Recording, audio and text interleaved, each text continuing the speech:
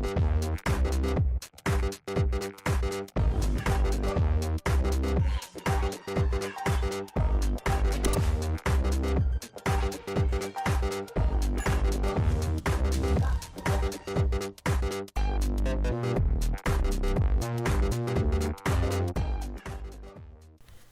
Flyffers. So today we want to cover the topic on how to get to level 60 fastest in Flyff Universe.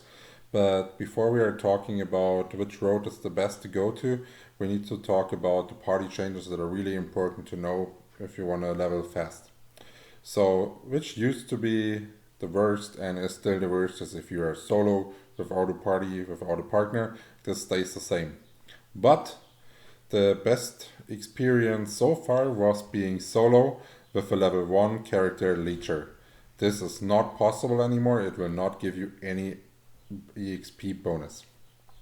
Now the only thing you can do for EXP bonus is being 19 levels below your leveler, and this will give you a 35% EXP bonus. But every person that is below will give you an EXP bonus. This means if you're leveling with a full party of 8 players, they are all contributing, either tanking, healing, dealing damage, whatsoever. Everyone will give a 35% bonus, and this is by far the best method to level. So I do recommend find some friends, join some guilds, and get beating the game. Yeah, so basically we are here, you're in Flaris, you are level 1, and you want to rush to level 60 as fast as possible. This means you will go outside to the door here to the north as a level 1. You will kill A-bats until you're level 2. Then you will rush over to Mushpanks, kill the Mushpanks until you are level 3.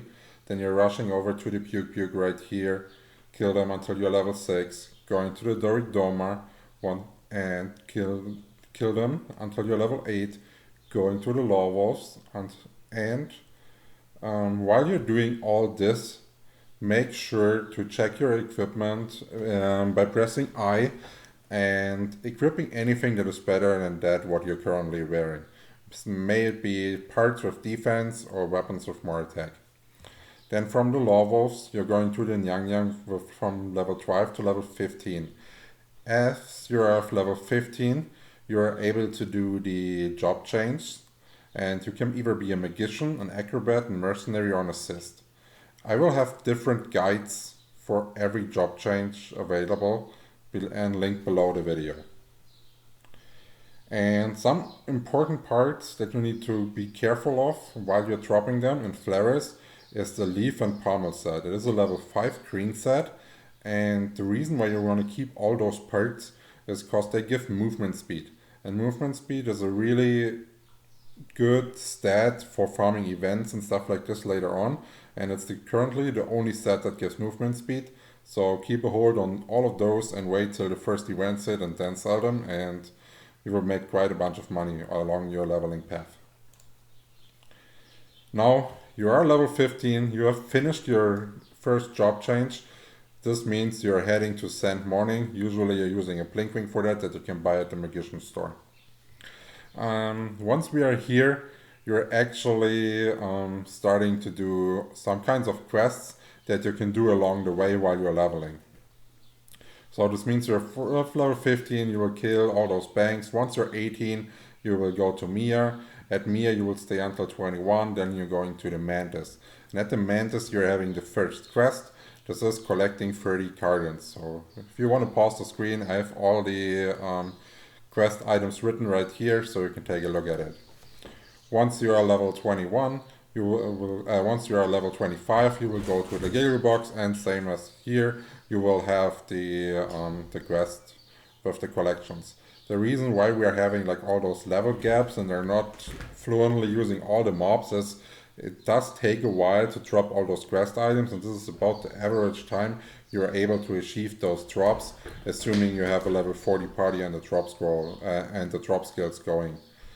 So then we will use our board and fly over to level 32. Wait, did I just say board? Yes, this is correct.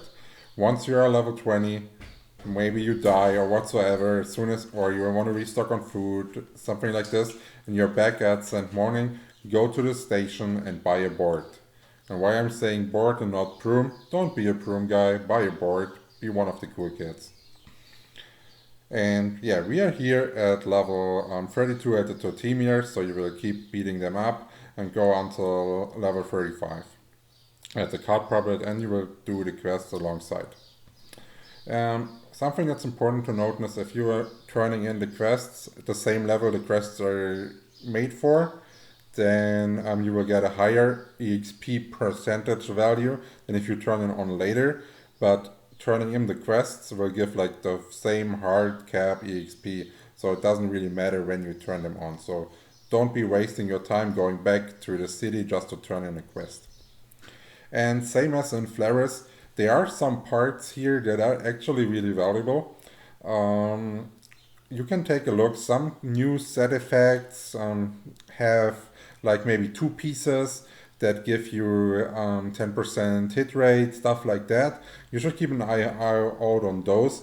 But since Build Poster is the most picked classes so far based on the polls, I do recommend keeping all the Siren and Talent parts, as they are the first good 101 set, and many build posters like to play 1v1 until level 70, and then like 50% go AoE and 50% go like 101, depending on their preferences. But till then, most players play 101. That's why this set is having a huge value, and you can probably even trade this set for higher tier items.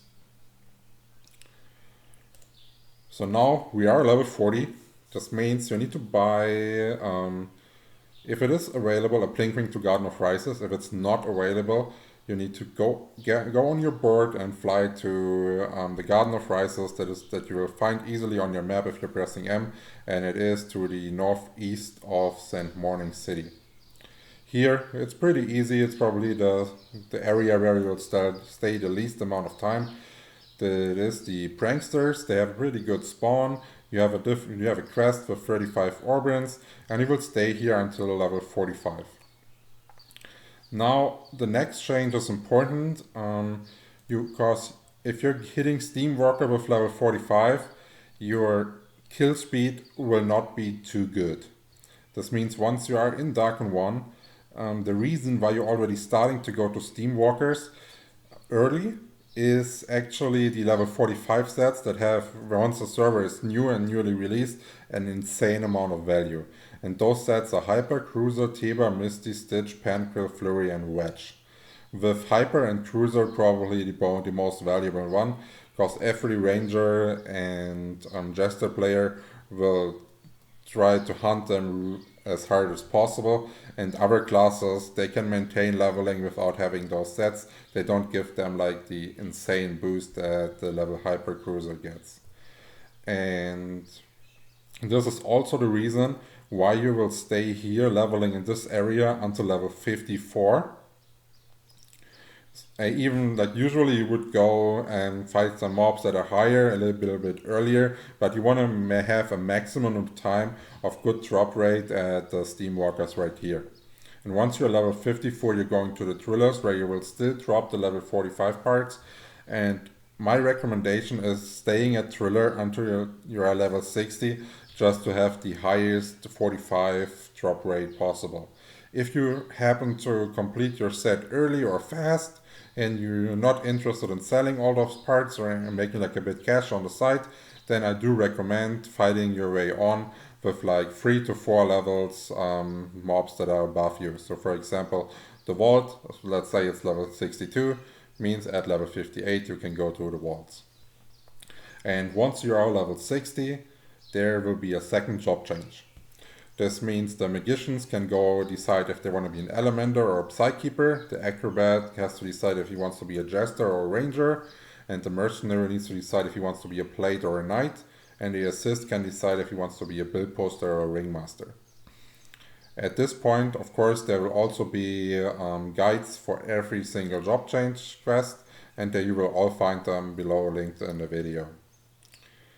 Yeah, and you can expect another guide from level 60 to level 90, but I think this should be enough to cover if you're a new or a returner to know what you're actually doing at the start.